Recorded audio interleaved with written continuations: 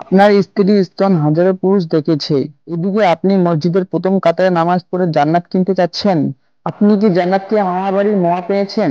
অসম্ভব। আপনি কাপুরুষের বাচ্চা, কাপুরুষ।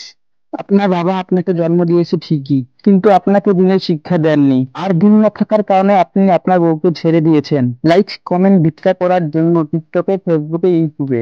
আপনার বউকে দেখে হাজারো ছেলে ফরজ গোসল ফরজ করেন নিজের উপর। আপনি অমানুষের বাচ্চা, আপনার বাবা আপনাকে দিনের শিক্ষা দেননি কেন?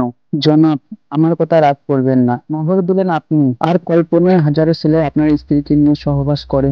কথা কি বুঝেন আমার? আমার কথা খারাপ লাগে তাই না? গায়ে লাগে। এই কথাগুলো যে শুনছেন, দয়া করে দরবেশগিরি দেখাতে আসবেন না। ভালো না লাগলে আমাকে সোজা ব্লক করে দিয়ে চলে যাবেন। আর তা না হলে আমার বিরুদ্ধে গিয়ে পোস্ট করবেন, কথা বলবেন, যা ইচ্ছে তাই করবেন।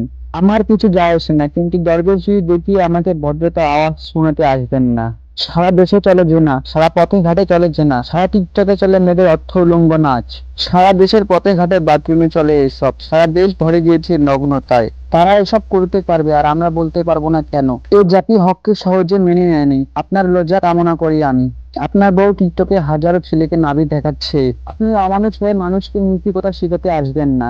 রাসূল সাল্লাল্লাহু আলাইহি সাল্লাম বলেছেন, ওই নারী জেনা না করে জেনাকারীর সমান, যে নারী গায়ে সুগন্ধি লাগিয়ে বের হয় পরপুরুষকে তার দিকে আকৃষ্ট করার জন্য।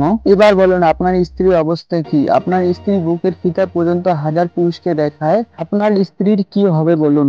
কাপুরুষ আপনি, মোহর দিলেন 5 লক্ষ 10 লক্ষ টাকা, আপনি ভোগ করে হাজারো পুরুষ। লজ্জা লাগে না? যদি আমার এই কথাগুলো শুনে থাকেন তাহলে আমি আপনার লজ্জা কামনা করছি। তা না হলে এই কর্মের ফল আপনি বিচারের মাঠে অবশ্যই পাবেন। প্রস্তুত থাকুন। ধন্যবাদ সবাইকে।